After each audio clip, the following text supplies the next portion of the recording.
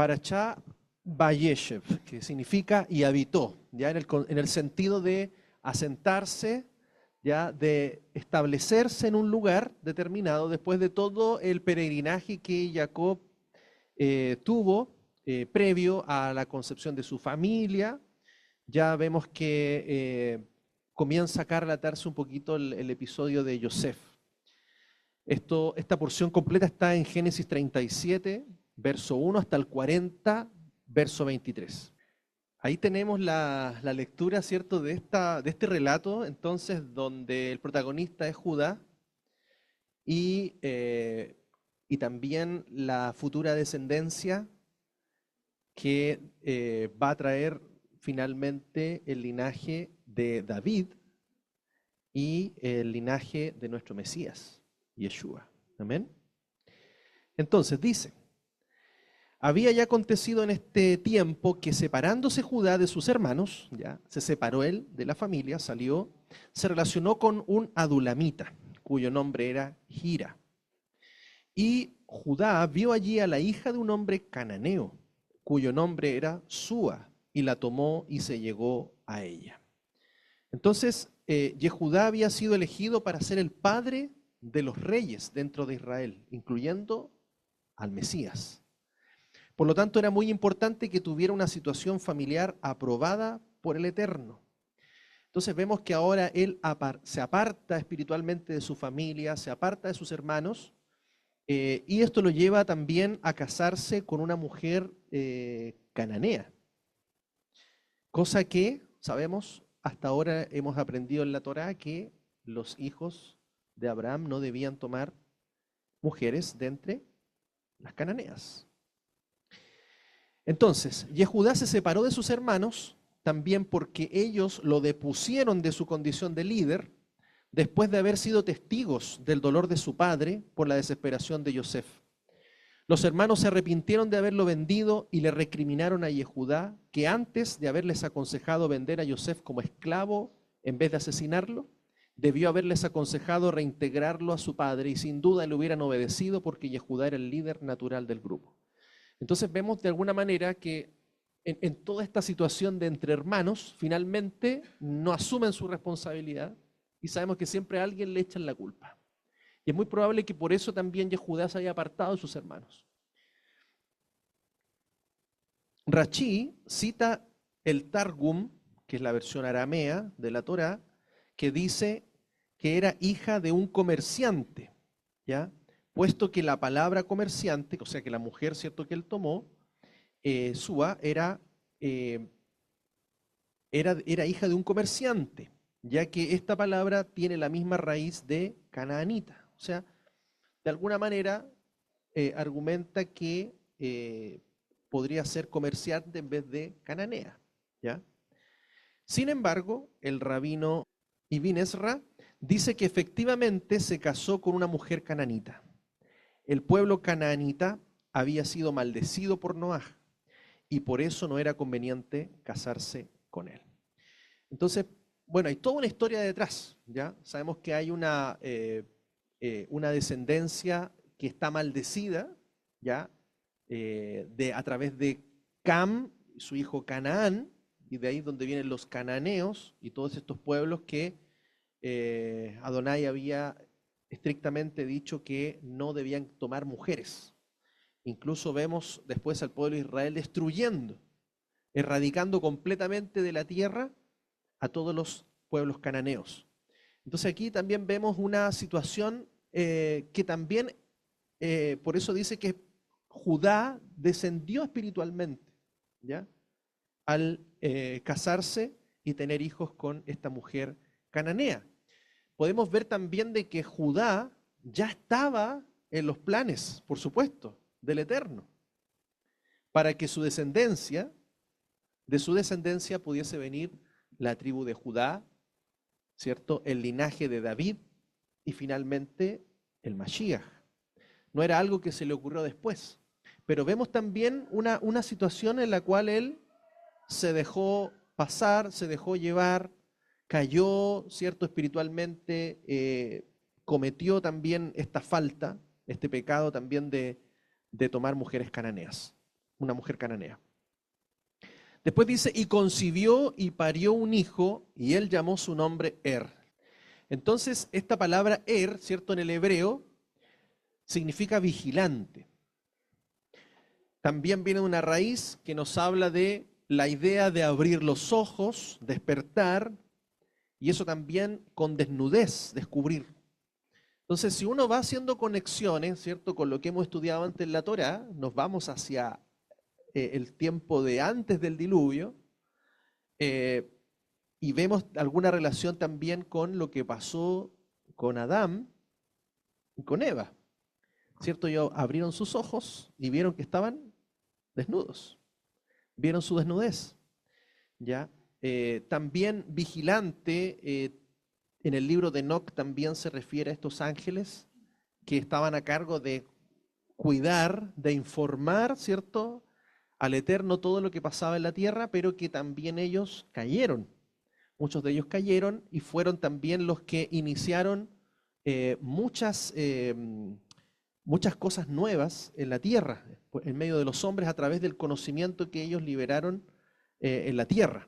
De hecho, también se dice que una ciudad que fue la primera que se estableció por medio del linaje de Caín, ¿se acuerdan? Caín fue el primero que estableció una ciudad, y ciudad en hebreo es aquel lugar que está vigilado por un vigilante, ¿ya? O sea que está a cargo de un vigilante. Entonces, quizás ahí vemos también una conexión, ¿cierto?, con esta descendencia, que no era una descendencia realmente escogida. O sea, dice que incluso que Dios lo eliminó por la maldad que había en él. De hecho, no menciona por qué, pero solamente dice que por su maldad Dios lo mató. Entonces podemos ver de que él no aceptó que del linaje de Judá saliese una descendencia que estuviese contaminada, ¿ya? Y que probable también tuviera conexión, ¿cierto?, con los cananeos, con Cam, con Caín. Podemos ahí ver quizás esa conexión indagando un poquito más. Después dice, y concibió otra vez y parió un hijo y llamó su nombre Onán. Y Onán significa fuerte. Ya su raíz fuerte también en el sentido de esfuerzo, pero exitoso, capacidad, poder, riqueza. Y esto también viene de una raíz aven, que tal vez significa jadear, de aquí afanarse, usualmente en vano, reducirse a nada, estrictamente la nada también, probablemente vanidad, maldad, específicamente un ídolo. Entonces vemos también no un significado muy, muy bueno.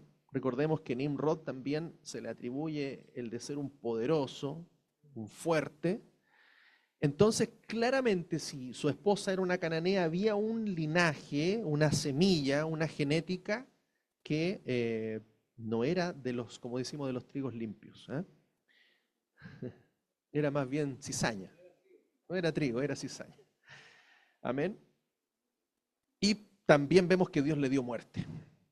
Génesis 38:5, y volvió de nuevo a parir un hijo y llamó su nombre Shelah, o Shelah, ¿ya? Y él estaba en Kesib cuando lo dio a luz. Y Shelah, ¿cierto?, que es en hebreo, es petición. Petición, pedir, requerir o demandar.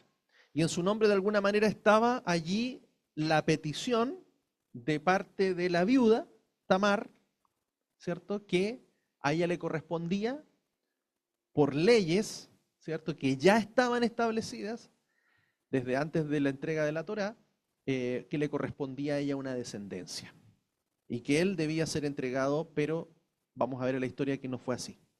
Entonces ese es el significado de su nombre: petición, pedir, demandar o requerir. Y tomó Judá una mujer para él, su primogénito, cuyo nombre era Tamar. Y sabemos que Tamar es lo mismo que dátil, ¿cierto? Y es dulzura. La pregunta es, ¿quién era Tamar? ¿Era Tamar una cananea? Vamos a ver ahí. Después sigue diciendo la escritura, pero el primogénito de Judá, era perverso ante Adonai. Y Adonai hizo que muriera. Y Judá dijo a Onán, llégate a la mujer de tu hermano, despósate con ella y levanta descendencia a tu hermano. Pero Onán, sabiendo que la descendencia no sería suya, sucedía que cuando se llegaba a la mujer de su hermano, eyaculaba en tierra para no dar descendencia a su hermano. Y lo que hacía pareció mal a Elohim y también a él le hizo morir. Bien malos los hermanos, ¿eh? Sí, según Rachi, la palabra también, ¿ya? En el versículo 10 muestra que murieron por la misma razón. Es muy probable, aunque no lo menciona, que lo mismo que hizo su hermano, porque digamos no le dio descendencia, es lo mismo que hizo su segundo hermano. Probablemente habían rivalidades entre ellos mismos. Y murieron por la misma razón. Los dos desechaban su semen para que su esposa no se quedara embarazada. Según Rachi, lo había hecho para que Tamar no perdiera su belleza. Hashem los mató a los dos. Tenemos que entender este hecho en relación con el Mesías, y eso es importante, es la conexión principal en esto. Estos dos hijos no calificaban para ser ancestros del Mesías, y por lo tanto tenían que ser eliminados del programa de salvación para el mundo. Entonces, claramente, podemos nosotros entender de que en el ADN, en la genética de estos dos hijos, ¿cierto?, de Judá y de Súa, venía una genética que no le agradaba al Eterno, y eso se demostraba en sus acciones, en sus actos. Por lo tanto, también Hashem guardó a Tamar. Guardó a Tamar de aquello, porque ella estaba escogida. Como Yehudá había hecho sufrir a su padre por la pérdida de su hijo, al proponer su venta, ahora tenía que sufrir las consecuencias de la pérdida de sus dos hijos para sentir el dolor que había causado a su padre. Es interesante ver la ley del levirato, que fue practicada antes de la entrega de la Torá. Entonces vemos también una especie de consecuencia en Judá de sufrir la pérdida de sus hijos, también como fue el sufrimiento de su padre al enterarse de la pérdida de Yosef. Las leyes que estaban en ese momento, que eran antes de la entrega del Sinaí, vemos de que venían de mucho antes, ¿ya? ¿Cierto? Lo hemos mencionado en otras oportunidades, y es porque es muy probable que la Torá hubiese sido entregada también a Adán, ¿ya? Porque la Torá está desde antes. Adán, como por así decirlo, el patriarca, el Melquisedec de la antigüedad, él tenía la responsabilidad de transmitir, ¿cierto?, la Torá, la instrucción a los demás. Esta Torá fue transmitida también a través de su descendencia, no por Caín, no por Abel, sino por Set. Y de Set, finalmente, a Noé, quien después del diluvio fue establecido como el sacerdote, ¿ya? Por eso el Melquisedec, o el sacerdocio, ¿cierto?, de todos los vivientes, de toda su familia, y específicamente a través del linaje de Sem, ¿ya? Y de Sem a Abraham, y de Abraham a Isaac y a Jacob, de Jacob a Yosef. Entonces vemos ahí una línea que, por lo tanto, habían leyes que ya se practicaban, aun cuando nosotros pensamos en un momento que la ley venía recién a través de Moisés. Entonces vemos aquí evidencias de aquello. Y eso está en Deuteronomio 25, del 5 al 6, que fue muy posterior. Dice, cuando unos hermanos vivan juntos y uno de ellos muera sin tener hijos, la mujer del difunto no se casará fuera con un hombre extraño. Su cuñado se unirá a ella y la tomará por mujer, cumpliendo con ella el deber del levirato. Y será que el primogénito que ella dé a luz sucederá en el nombre del difunto, para que no sea borrado de Israel su nombre. Entonces ahí está el mandamiento en la Torá, que por supuesto fue entregado posteriormente escrito, pero ya existía la costumbre en ese tiempo. O sea, ya había conocimiento al respecto.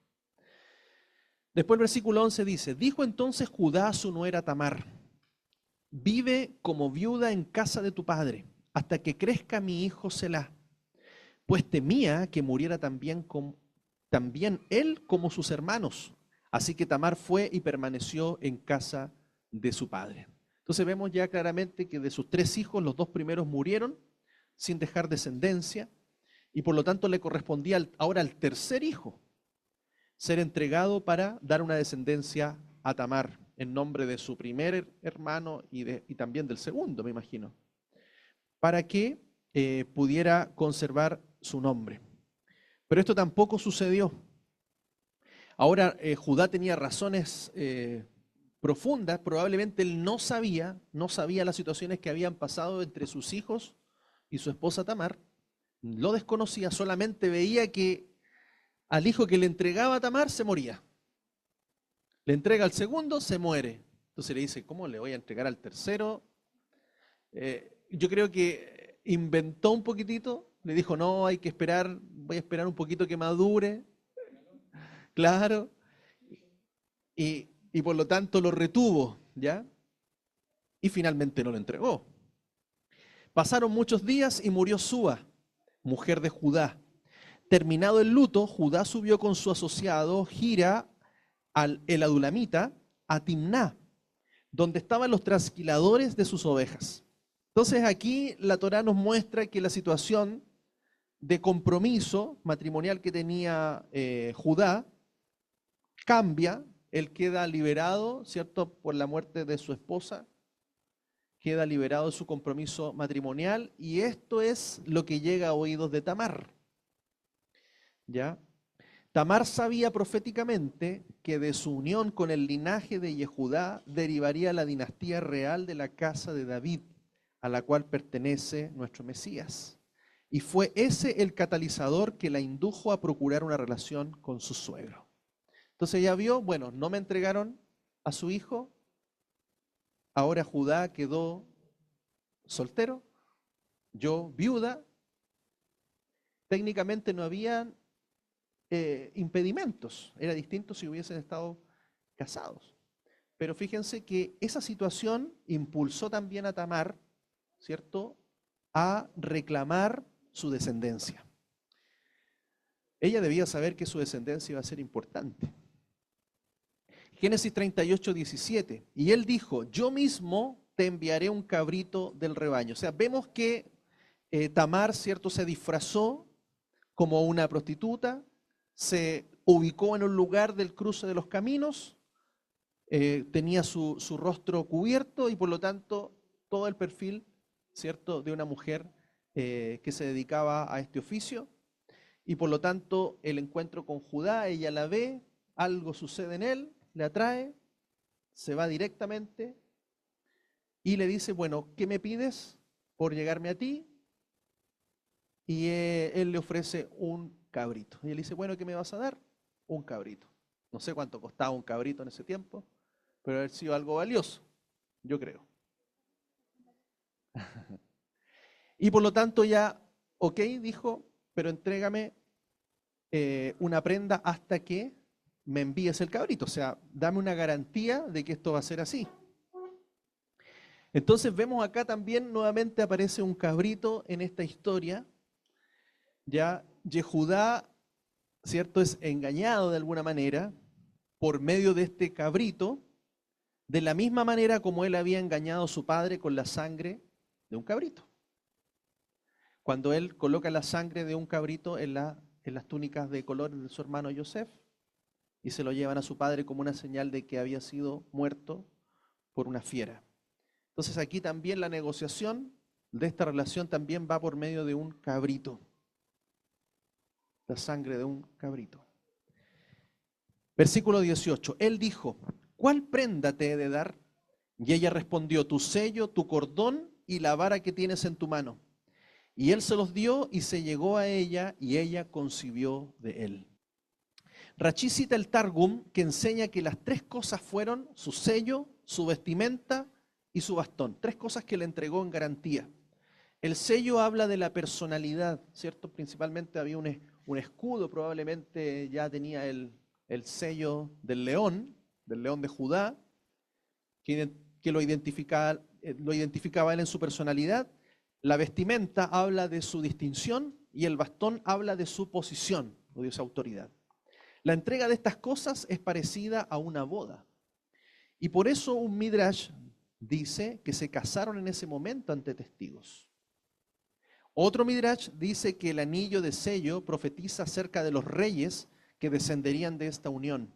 La capa alude al Sanedrín, quienes usaban el talit y los tefilim y todo el tiempo, y el bastón de pastor se refiere al Mesías, que nacerá de la tribu de Yehudá. Entonces estos tres elementos, ¿cierto? Ya uno puede incluso hacer un estudio de qué se podrían significar estas tres cosas. Pero eran elementos que también estaban presentes en un compromiso matrimonial y que también tenían un significado sobre todo con el Mesías.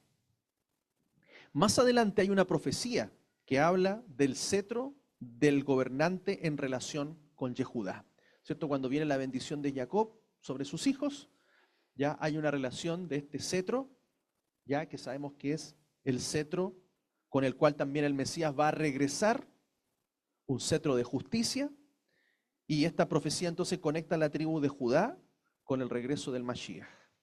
Tamar actuó con el fin de levantar una descendencia para que el Mesías pudiera nacer. Sus motivos eran puros, pero su forma de actuar no era correcta. Sin embargo, Hashem utilizó la situación para llevar a cabo sus planes como siempre. Entonces, él los tenía, como se dice, predestinados, ¿ya?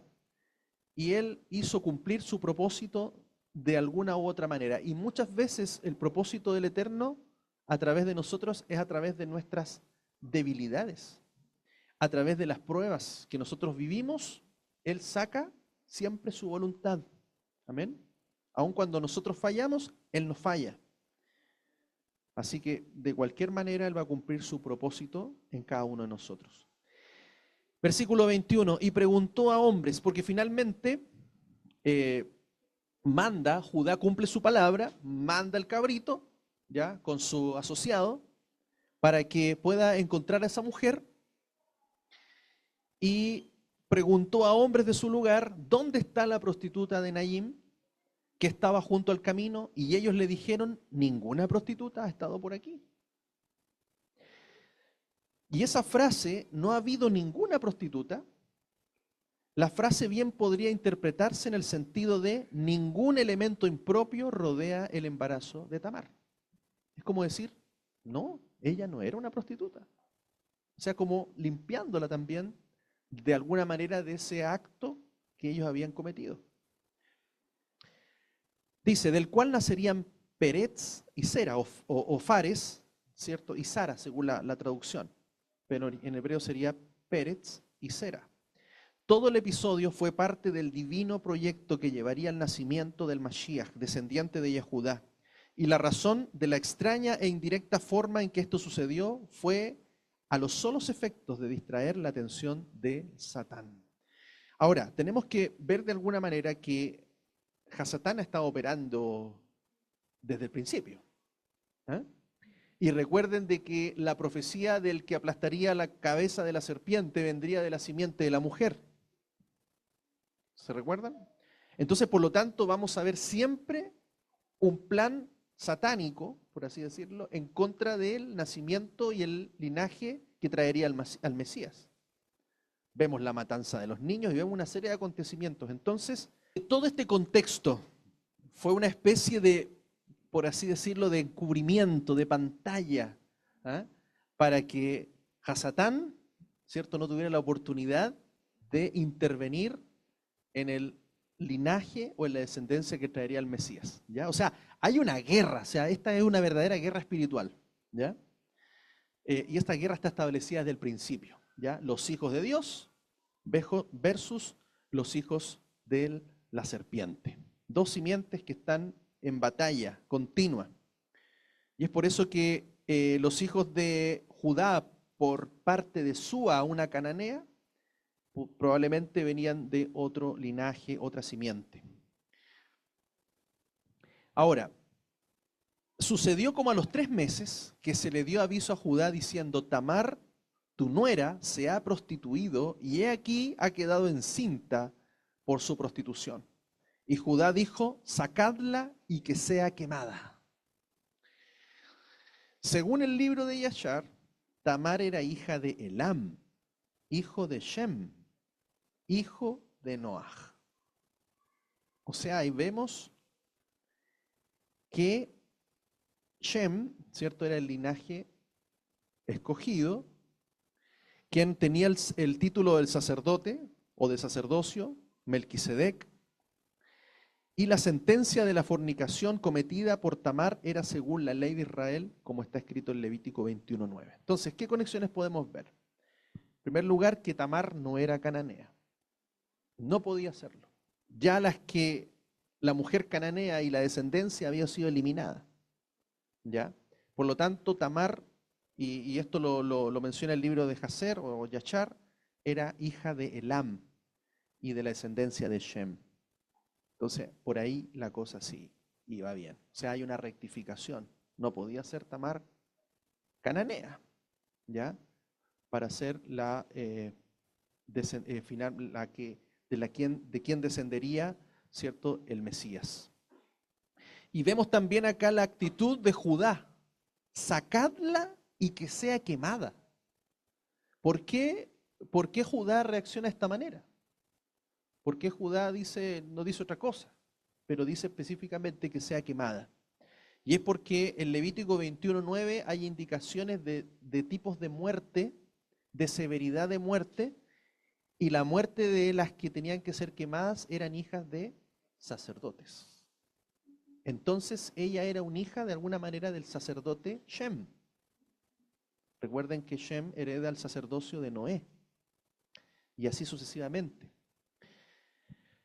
Dice Levítico 21:9, si la hija de un varón sacerdote se deshonra prostituyéndose, ella ha deshonrado a su padre, será quemada con fuego.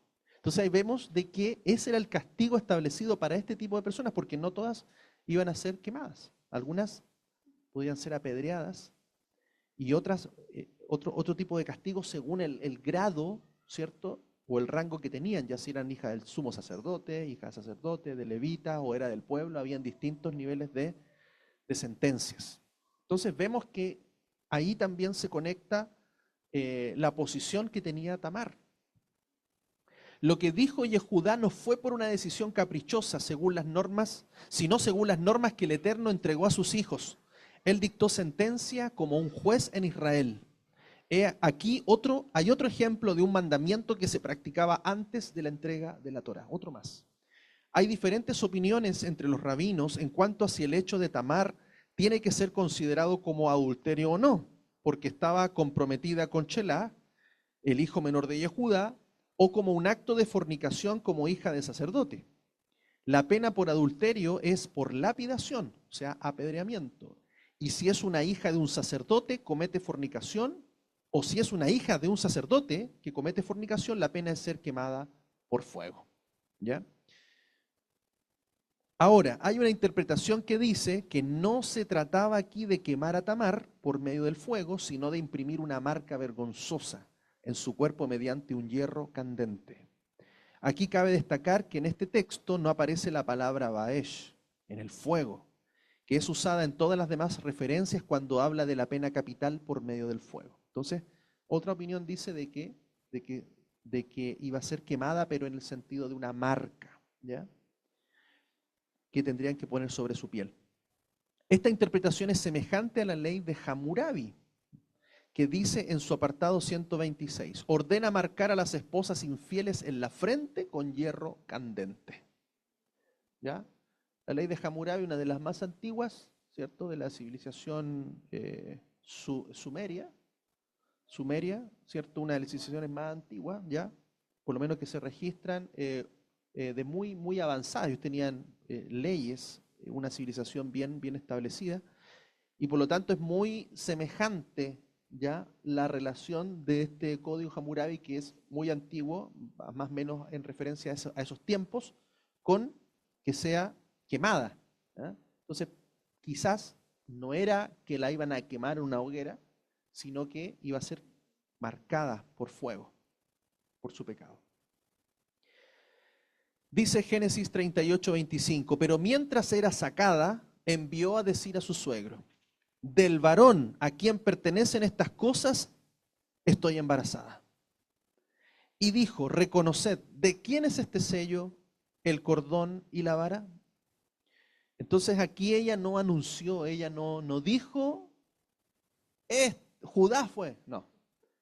Ella dijo, llévenle esto a mi suegro, muéstrenselo y pregúntenle de quién es. O sea, no dijo absolutamente nadie más se enteró de eso hasta que Judá recibe estos elementos y se da cuenta que era el mismo. Es como algo que le hizo Natán, el profeta Natán a David. Le cuenta una historia y David le dice, ese hombre debe morir. Ese eres tú, le dijo. ¿Ah? Yo creo que era algo así, le está diciendo que muera y se dio cuenta que él era el que había también sido parte de ese pecado, de esa situación con Tamar. Ella no anuncia el nombre de sus suegros, no le acusó directamente para no avergonzarle. El Talmud dice, es mejor que la persona se arroje a un horno encendido antes de avergonzar al prójimo públicamente. Y ello lo aprendemos de Tamar. Entonces Tamar no avergonzó a su suegro, no dijo nada, solamente dijo, llévenle esto y que vea de quién es. Y Judá los reconoció y dijo, Tamar ha sido justificada antes que yo, porque no le di a mi hijo Selá. Pero nunca más la conoció. Según Rachí, hay que entender el texto hebreo como razón tiene, de mí es. La última frase significa, de mí está embarazada. Y ahí, bueno, viene el nacimiento de los hijos de Tamar. Y dice, pero al retirar su mano, he aquí salió su hermano. Y ella dijo, ¿qué brecha fue abierta? Por tanto, su nombre fue llamado Fares. ¿Ya? Y Fares en hebreo es Peretz, que significa brecha. Un Midrash dice, él es el Salvador, el rey Mashiach. Así que Yehudá salió ganando porque de él vino Peretz y Hetzrón, de quienes saldría luego David y el rey Mashiach, quien salvará a Israel. Recordemos que estos Midrash son textos que no reconocen que Yeshua es el Mashiach. Pero uno los lee y uno sabe de quién estamos hablando, ¿cierto? Como lo dice la Escritura en Ruth 4, 18, 22, estas son las generaciones de Fares o Peretz. Fares engendró a Esrón, Esrón engendró a Ram, y Ram engendró a Aminadab. Aminadab engendró a Naasón, y Naasón engendró a Salmón. Salmón engendró a Boaz, y Boaz engendró a Obed. Y Obed engendró a Isaí, y Isaí engendró a David. Entonces ahí vemos la importancia de ese linaje y de esa descendencia. David que mató a Goliat, correcto. Miqueas 2:3, el profeta dice, el que abre brecha, Peretz, ha subido delante de ellos. Abrirán la puerta con violencia y pasarán y saldrán por ella. Su rey marcha al frente de ellos con Adonai a su cabeza. Entonces vemos la conexión de esta brecha. ¿Quién es la brecha? El Mesías, Yeshua. Él se abrirá camino por donde no hay. El nacimiento de Peretz habla del Mashiach, Yeshua, que iba a nacer para abrir una brecha. En primer lugar, vendría para hacer una brecha y destruir la muerte y el pecado. En el Midrash Shemot Rabá 30 se puede leer, esta es la historia de Peretz y su profundo significado. Cuando el bendito sea creó su mundo, no había aún el ángel de la muerte. Pero cuando Adán y Eva cayeron en pecado, todas las generaciones fueron corruptas. Pero cuando Peretz nació, la historia comenzó a ser cumplida por medio de él. Pues a través de él el Mesías será levantado y en sus días el bendito sea causará que la muerte fuese sorbida. Como está escrito, él destruirá la muerte para siempre. Amén. Entonces esta brecha que se abre, lo dice Romanos, por tanto como el pecado entró en el mundo por medio de un hombre y por el pecado la muerte, así también la muerte se extendió a todos los hombres, en base a lo cual todos pecaron. Porque así como la muerte vino por medio de un hombre, también por medio de un hombre la resurrección de los muertos. Porque así como en el Adán todos mueren, así también en el Mesías todos serán vivificados. Amén. Y Corintios dice, y el postrer enemigo en ser destruido es la muerte. Y cuando esto corruptible se vista de incorrupción y esto mortal se vista de inmortalidad, entonces se cumplirá la palabra escrita, tragada fue la muerte en victoria. Amén. En segundo lugar, el Mesías vendría para abrir una brecha en el vallado que impedía a otros pueblos entrar en el Israel celestial. Como está escrito en Efesios 2:14, porque el mismo es nuestra paz, nuestra ofrenda Shelamim, quien de ambos pueblos hizo uno, derribando la pared intermedia de separación. Entonces el Mesías es una brecha, es alguien que abre, ¿ya? Que rompe barreras, que rompe los obstáculos. Recuerden todo lo que costaba, ¿cierto?, a un goyim, a un gentil, convertirse en un israelita. Había muchos impedimentos, ¿ya? Estos impedimentos se ven incluso hasta el tiempo de los apóstoles, ¿ya? Y por lo tanto el Mesías lo que hace es romper esa brecha y permitir ahora que nosotros y cualquier aquel que cree en el Dios de Israel, que cree en el Mesías Yeshua, por medio de él puede ahora ser un israelita. ¿Ven? Un hijo de Dios con los mismos derechos que un judío nacido, ¿cierto? O legítimo, por así decirlo, porque ustedes saben que hasta ahora un convertido no es de la misma categoría, aunque es aceptado, pero no es de la misma categoría que un judío, ¿ya? Entonces, en el Mashiach, nosotros somos legítimamente también reconocidos, hijos de Dios, nos adopta con todos los derechos, con la herencia y con las promesas y las bendiciones que también Él estableció para todo Israel. Por lo tanto, Él es una brecha, el Mashiach, para que otros puedan venir. El Mesías vino para abrir brecha en el muro de separación entre judíos y gentiles, para que la salvación pudiera llegar hasta los últimos rincones del mundo y para que se cumpliera la palabra profética de bendecir a todas las naciones de la tierra por medio de la simiente de Abraham, Isaac y Jacob. El Mesías también es capaz de romper aquellas murallas que impiden que la vida emocional de una persona sea tocada por el amor de Dios. Amén. Entonces el único que puede abrir brecha en nuestro corazón y llegar con la Torá a nuestra vida, llegar con su amor, con su perdón, es el Mesías, Yeshua, que viene de Peretz, aquel que abre una gran brecha. Amén. Amén. Shabbat Shalom. Shabbat Shalom.